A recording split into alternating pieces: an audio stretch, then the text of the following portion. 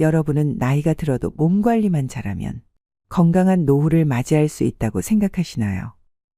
60대, 70대까지만 해도 그렇게 생각하고 자신의 몸을 돌보지 않았지만 80세가 되면 누구나 이렇게 된다고 합니다. 이제는 운동을 해도 소용없고 몸에 좋다는 약을 챙겨 먹어도 다 부질없다는 걸 깨닫게 됩니다. 60대, 늦어도 70대에라도 이것을 알았다면 다르게 살 수 있었을까요? 우리는 이른바 100세 시대에 살고 있습니다. 물론 100세 시대라고 해서 누구나 100세까지는 살지는 않습니다. 하지만 무병장수를 원하지 않는 사람은 아마 없을 것입니다. 여유로운 행복한 삶이 배제된 채 그저 오래 산다는 것은 연명 이외에 별다른 의미가 없다고 생각되는데요. 여러분은 다음 문항 중 몇 가지나 해당이 되시나요? 건강을 위해 몸에 좋다는 영양제는 한 움큼씩 챙겨 먹는다. 좋아하는 음식이지만 오래 살려는 마음에 먹고 싶은 걸 참는다. 건강을 위해서는 무리가 되더라도 매일 운동한다. 전부 맞는 이야기 아니야 라고 생각되시나요? 나이가 들수록 건강에 해로운 건 피하고 건강에 좋은 것은 꾸준히 실천하는 게 당연하다는 생각이 드는데요. 하지만 건강을 위해 참았던 일들이 80세가 넘은 사람이라면 자제할 필요도 무리할 필요도 없다고 합니다. 현재 우리나라의 노인 평균 수명은 80세 초반에서 중반을 웃돌고 있는데 문제는 80세가 넘어가면서부터 급격한 변화가 몰려온다는 것입니다. 80세 이후는 70대와는 완전히 다릅니다. 어제까지 가능했던 일이 오늘은 안 되는 상황을 수없이 맞닥뜨립니다. 컨디션 난조를 겪는 일도 잦아집니다. 리모컨을 어디에 뒀는지 기억조차 없는 황당한 상황을 자주 겪기도 하는데요. 배우자나 가까운 사람의 죽음을 경험하면서 하루아침에 고독이나 절망에 사로잡힐지도 모릅니다. 순식간에 생로병사의 거대한 벽이 거친 파도처럼 덮쳐오는 것이죠. 이처럼 80세의 거대한 벽을 제대로 넘지 못하면 노년의 생활은 말 그대로 지옥이 되는 겁니다. 반대로 말하면 우리가 이 80세의 벽을 잘 넘게 되면 행복한 20년의 노후를 보낼 수 있다는 얘기이기도 합니다. 여러분은 행복한 노후와 불행한 노후 어느 쪽을 선택하시겠습니까?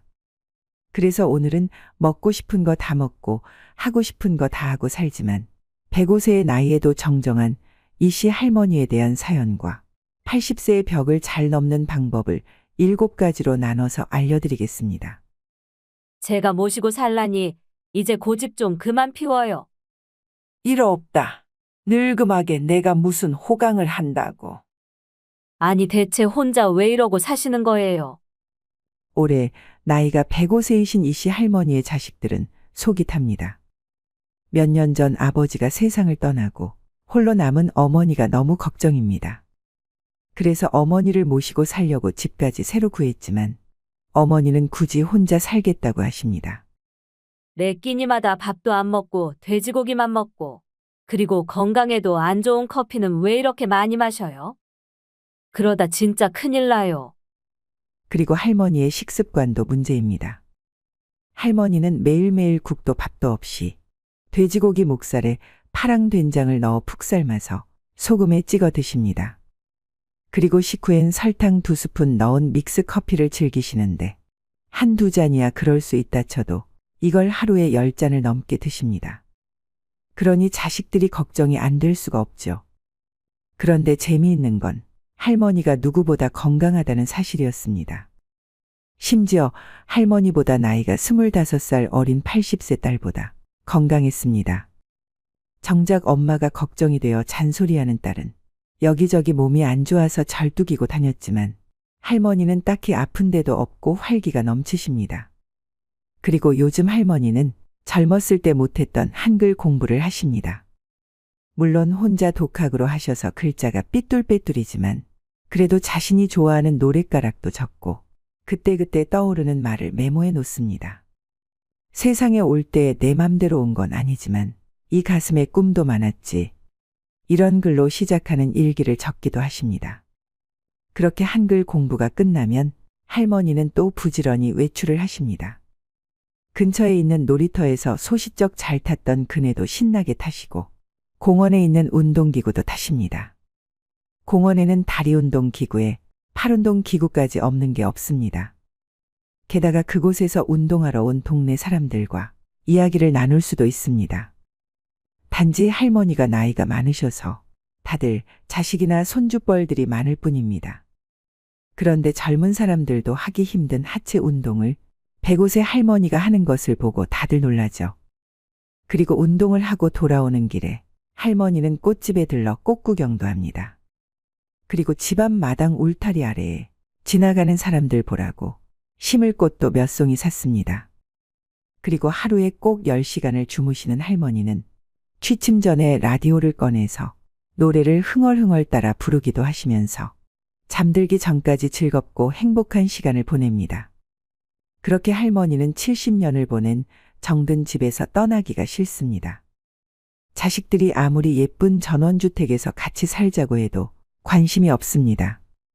운동할 수 있는 장소가 있고 말동무도 많고 꼬마 친구들도 있는 이 집이 좋습니다.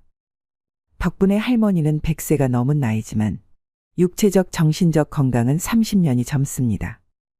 100세 시대라는 말이 넘쳐나는 요즘 모든 사람이 이씨 할머니처럼 건강하게 100세를 맞이하는 것은 아닙니다.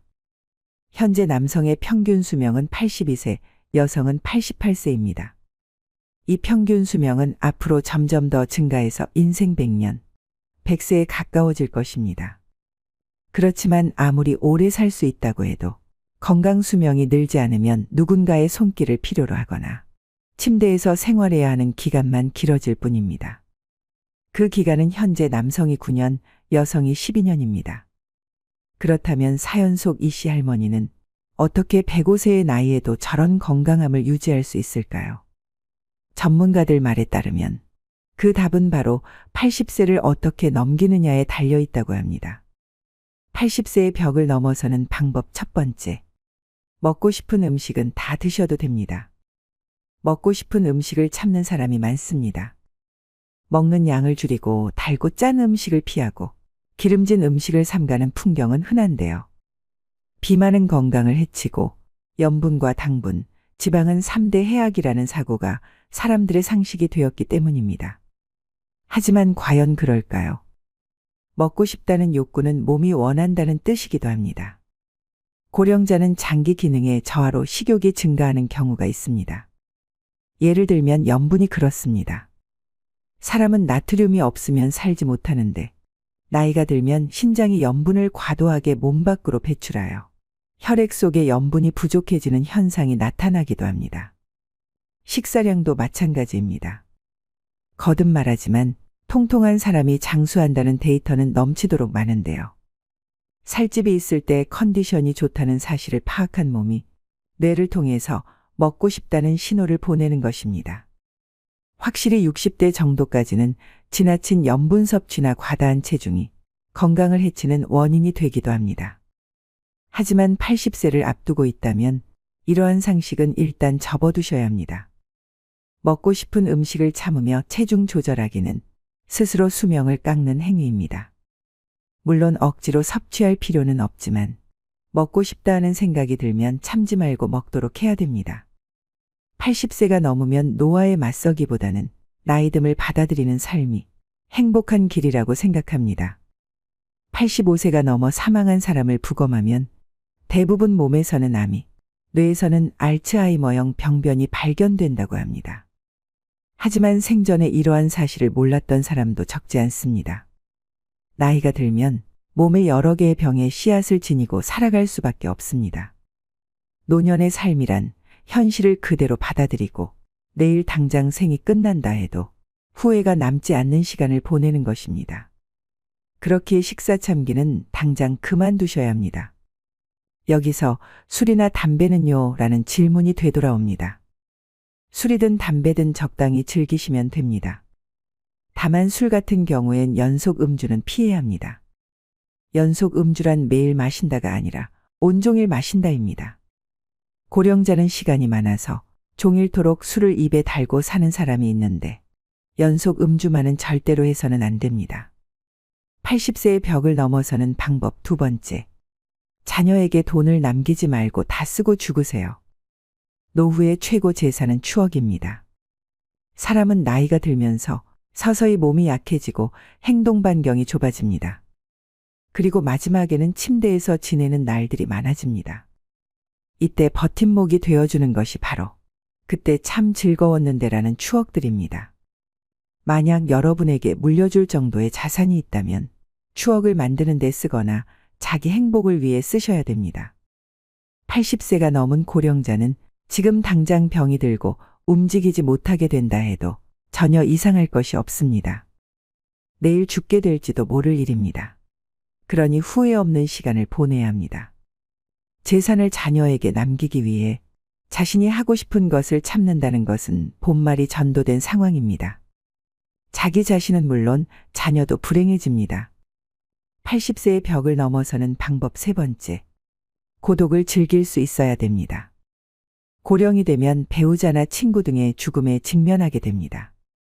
평소 사망한 사람에 대한 의존도가 높았을수록 상실감도 더 큽니다. 이럴 때는 어떻게 해야 할까요?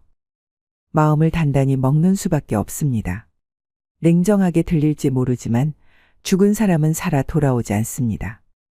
그렇다면 새로운 만남을 추구하거나 고독은 편한 것이라고 발상을 전환하여 새로운 즐거움을 찾는 수밖에 없습니다. 젊은 세대의 사람의 의외의 힌트가 있습니다.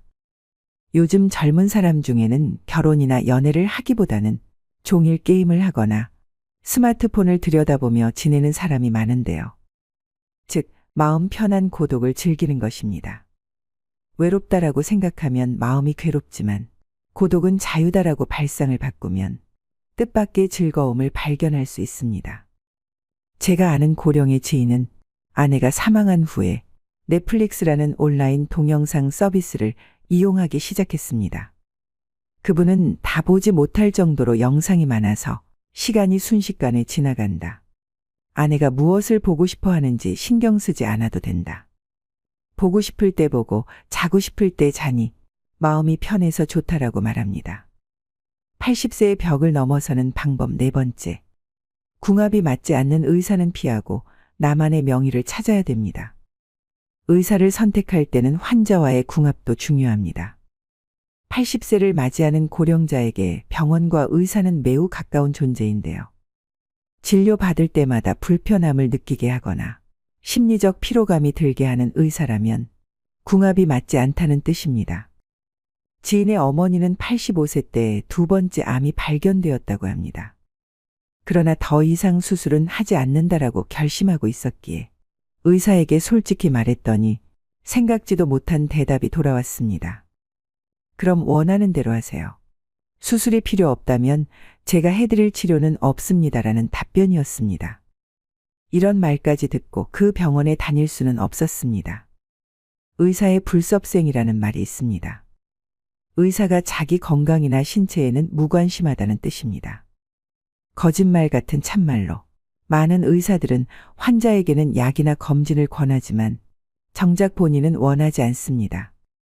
물론 의사는 환자의 인생이나 건강이 어떻게 되든 상관없다고는 생각하지 않습니다.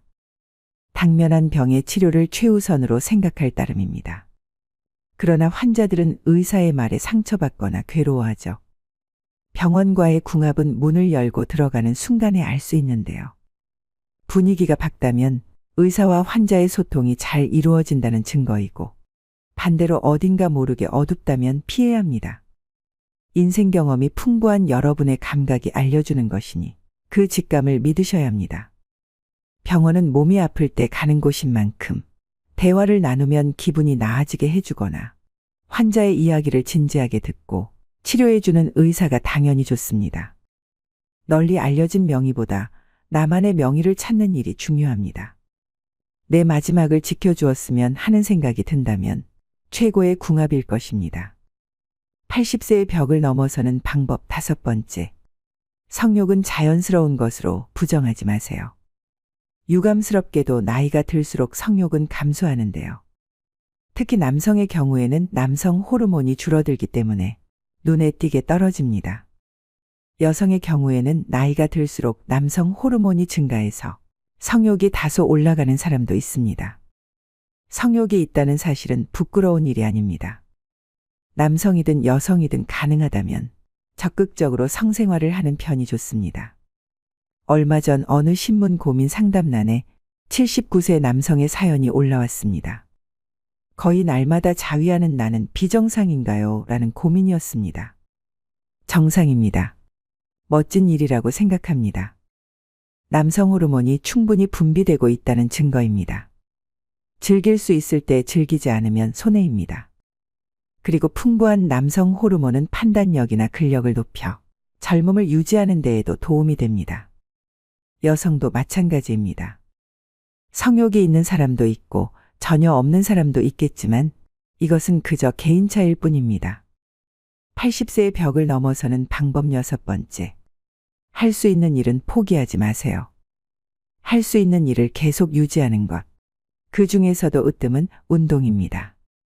운동이 필요하다는 사실은 살면서 지금까지 귀에 딱지가 앉을 정도로 들었으니 충분히 이해할 것입니다. 하지만 그래도 하지 않는 사람이 있는가 하면 좋다고 해서 운동을 지나치게 하는 사람도 있습니다. 둘 다 바람직하지 않습니다. 적절한 운동을 기억하셔야 합니다. 과도한 운동은 체내의 활성산소를 과도하게 만들어 몸을 산화시킵니다. 스포츠 선수 중에 나이보다 들어 보이는 사람이 많은 이유도 이 때문인데요. 80세 이상의 고령자에게는 걷기 운동이 딱 알맞습니다. 즉, 산책입니다. 시간은 하루에 30분 정도가 이상적입니다. 한 번에 30분을 걸어도 되고 아침, 점심, 저녁으로 나누어 각 10분씩 합계 30분이어도 상관없습니다. 가능하면 조금 빠른 속도로 팔을 흔들면서 걷도록 해야 합니다. 산책에는 또 다른 효과가 있는데요. 자연광을 쏘이면 세로토닌이라는 뇌내 물질이 분비됩니다. 이 물질은 행복 호르몬이라고 불리는데 마음을 안정시키거나 머리 회전을 좋게 만드는 역할을 합니다. 산책 이외에 청소나 세탁 같은 집안일도 훌륭한 운동이 됩니다. 이처럼 몸을 수시로 움직이는 일이 중요합니다. 아, 귀찮아라는 생각이 들더라도 오히려 반대로 몸을 움직여 봅시다. 80세의 벽을 넘어서는 방법 마지막 7번째. 약은 좋지 않을 때만 먹으세요. 장수하는 약은 없습니다. 또 약을 계속 먹어야 오래 산다는 근거는 어디에도 없습니다. 그저 자기 소신껏 사는 것이 제일의 방법입니다. 의사에게 수치가 높더라도 건강한 삶을 우선하고 싶다라고 말했는데 들어주지 않는다면 좋은 의사가 아닙니다. 그런 의사는 환자가 거절하면 됩니다. 선생님이 그리 말하니까 선생님 눈밖에 날까 봐서 의사의 안색만 살피며 참는 사람이 있는데 약을 먹어야 오래 산다는 확실한 근거는 의사에게도 없습니다. 다량의 약을 지속해서 복용하면 어떻게 될까요? 당연히 몸에 큰 부담을 줍니다. 왜냐하면 약은 독이기도 하기 때문입니다. 특히 고령자일수록 많은 약을 함께 쓰면 문제가 됩니다. 본래 약이란 몸이 좋지 않을 때 치료를 위해 먹는 것입니다. 오늘날에는 오래 살려고 약을 먹는 사람이 많지만 관련된 근거에 대한 조사나 연구는 제대로 이루어지지 않고 있습니다. 머리가 아프면 두통약을 먹고 위가 아프면 위장약을 먹으면 됩니다. 물론 꼭 먹어야 하는 약도 있으므로 모든 약을 끊을 수는 없지만 일상생활의 활동 수준을 방해하지 않도록 최소한에 머물러야 합니다. 이것이 80세 이상의 고령자가 약과 어울리는 올바른 방법입니다. 80세의 벽을 잘 넘는 방법 6가지를 말씀드렸습니다. 지금까지의 인생은 하루하루가 바쁘고 무언가에 쫓기듯 살아오셨을 겁니다. 하지만 80세부터는 다릅니다. 천천히 하루를 살아도 됩니다. 좋아하는 일을 하고 싫어하는 일은 하지 않는 것. 이것은 80세가 넘은 고령자의 기본 자세입니다. 사실은 하고 싶은데 참는다 혹은 사실은 하기 싫은데 참는다와 같은 태도는 지금 당장 그만두시길 권합니다. 80대는 어느 날 갑자기 움직이지 못하게 될 위험을 항상 안고 있기 때문입니다. 그때 할 걸 그랬다라고 후회하는 일이 없도록 해야 됩니다. 목표와 기한을 정할 필요도 없습니다. 마음 흐르는 대로 그렇게 하루하루 알차게 평온한 나날을 보내며 나도 모르는 사이에 80세의 벽을 넘어서는 것이 이상적인 방법입니다. 오늘도 노후의 지혜와 함께 해주셔서 감사드립니다. 황금빛으로 무르익어가는 여러분의 지혜로운 인생을 언제나 응원합니다.